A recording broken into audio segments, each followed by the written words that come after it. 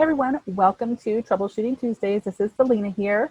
Today we're going to be talking about MTHFR and the things that will slow down MTHFR. So let me jump in here to my favorite pathway planner. So this is my favorite planner by Ben Lynch. It has the methylation cycle, which is a folate kind of methionine cycle. We have our transsulfuration, which is our detox cycle. Then the Biopterin cycle, which is more of our neurotransmitter cycle. So right here, we're going to kind of zoom in here on the in this methylation, but let me go to a different planner because I like it a little bit better. So this is where folate kind of comes in here at the top. You just follow the arrows on these charts. The green here are cofactors that are needed as well at these particular genes. So when you see them, as you follow it down, you want to look at for that, what are the other things that are needed, kind of like other building blocks for those genes. Down here at the bottom is MTHFR, and that's going to make methylfolate. So there's different things that can slow this down. One is we're not getting enough ingredients here at the top of this pathway. And so we were just, by the time you get down, you just don't really have enough to funnel down. So that's kind of the first thing that can happen if you're just not getting enough added to the top of this pathway. Other things that can also slow this down are not enough cofactors. So we have, like, for instance, the NADP. The NAD family of enzymes comes from over the Biopterin cycle here.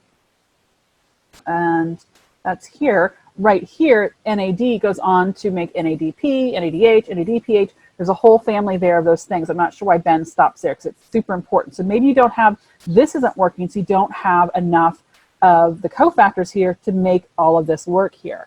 Folic acid can slow down, like the synthetic folic acid that you're going to find that's been fortified or enriched in foods, can slow down these genes that can bind to the receptors for it, so that natural folate can't really get through. So it makes it much more difficult to metabolize those things.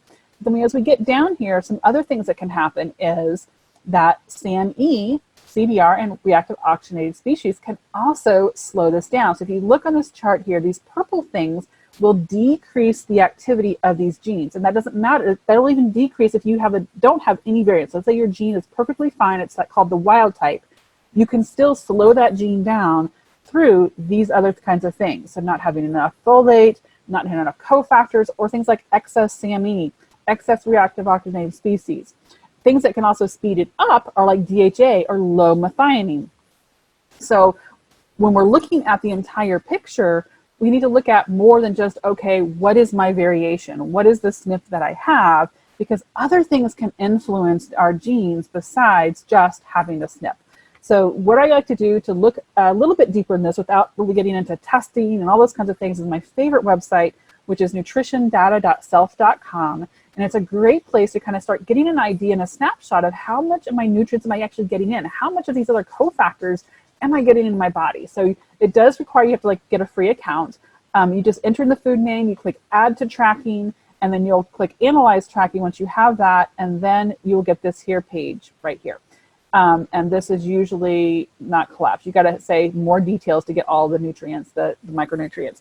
So you can kind of look here and say, okay, what am I getting here on nutrients? Let's look at the B12, folate, zinc, because that's that first part of that MTHFR. So folate here, not really so good, 26%. Down here, B12 though, 93%. So okay, I know that, well, my issue probably isn't that I don't have enough B12. I probably don't have enough folate. So I need to look at boosting my folate. What about zinc? Do I have enough zinc? So if I had enough folate and I had enough B12, maybe zinc is also an issue. Let's kind of look down and see. So zinc, it looks like it probably is going to be okay. I've got 141%. So more than likely, I just really need to work on boosting my folate. So this is where I usually start. And when I see this, okay, the folate's like 26, I'm going to first look at increasing it with foods that are rich in folate. So I'm going to look at leafy greens are really, really, really rich in folate. So I'm not going to go out and get supplements based on oh, I'm not getting enough copper or I'm not getting enough calcium. Let me go get a supplement for that. No, we have to get as much nutrients as possible from our whole foods than going out and getting supplements. Or else we're going to be taking this boatload of supplements that our body may or may not even really utilize properly. And we can also end up pushing too far because we always need other cofactors, not just the folate. We need the magnesium, we're going to need selenium. So we're going to need all of these other things involved. So I always start here at nutritiondata.self.com. So let me go back to our pathway again really quick. Excuse me. So that kind of hopefully you understand a little bit more on what can slow these things down. One of the things before I stop here is also we could have problems at the next step. So if MTR is not really working, the body's not going to be pushing more methylfolate here. There's not enough zinc cofactors for this next step.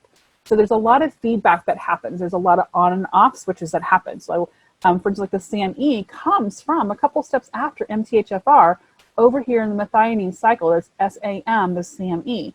And that if you have a lot of that, well, the body's like, hey, slow down here. We don't need more. So that could be something that's slowing down the MTHFR. So we've got to look beyond that single gene because we have thousands and thousands and thousands of genes. So we got to look at that bigger picture and have an understanding of how these things are interconnected and how they're working together. So if you guys have any other questions, feel free to reach out to me, and you all have a wonderful, great day. Take care.